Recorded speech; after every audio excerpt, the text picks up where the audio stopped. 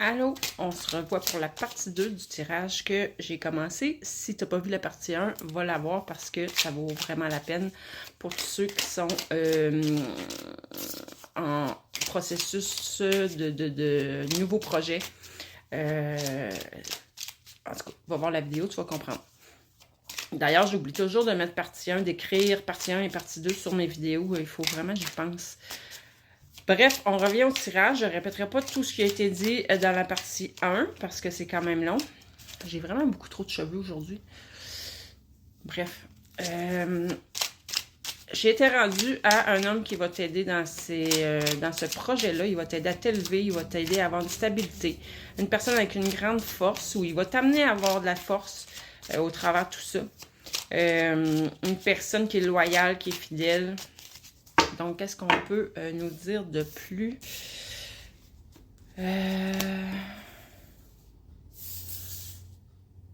Oh!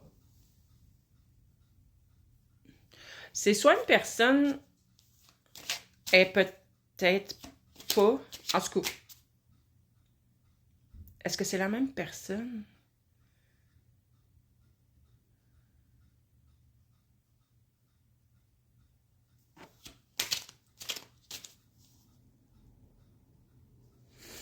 On parle ici... Soit que tu es une personne qui a un très grand magnétisme, soit que bientôt tu vas avoir un rendez-vous visuel, donc soit par les réseaux sociaux, mais que tu vas voir l'autre ou en personne. Soit que tu es une personne qui a une grande lucidité, une grande clairvoyance. Sinon, ça pourrait vouloir dire qu'on t'observe, qu'on te surveille. Donc, je ne sais pas si tu es quelqu'un qui est sur les réseaux sociaux.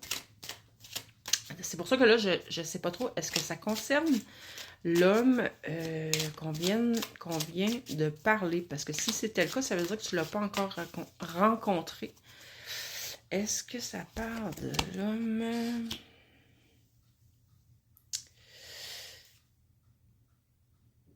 Qu'est-ce que ça vient faire, là, ça? Ok, attendez un peu, là.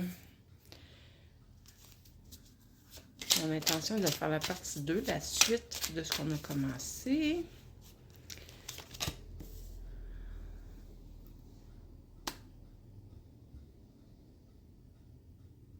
Là, je parle à des personnes...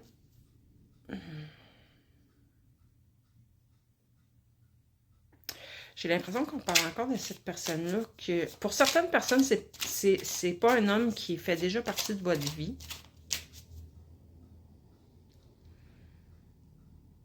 Mais il vous observe.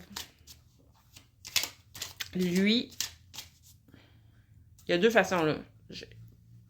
Première manière de lire les cartes. Lui, pour le moment, là, il se tient plus isolé, là. Il est un peu en ermite. Il est en train de...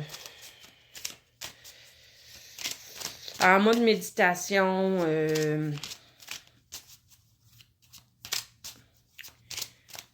plus introspection, intériorisation. Il termine un travail sur lui.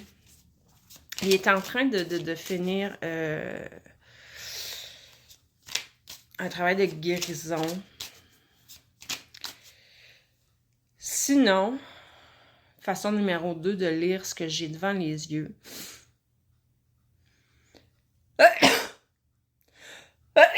Pardon, je suis désolée.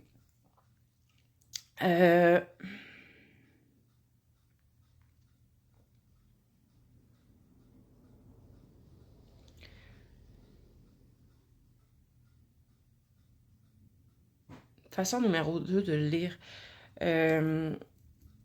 J'avais commencé en disant tantôt, ça peut être vous qui a une grande lucidité, une grande clairvoyance. Ça peut être vous aussi qui a besoin d'avoir des moments plus d'intériorisation pour terminer là.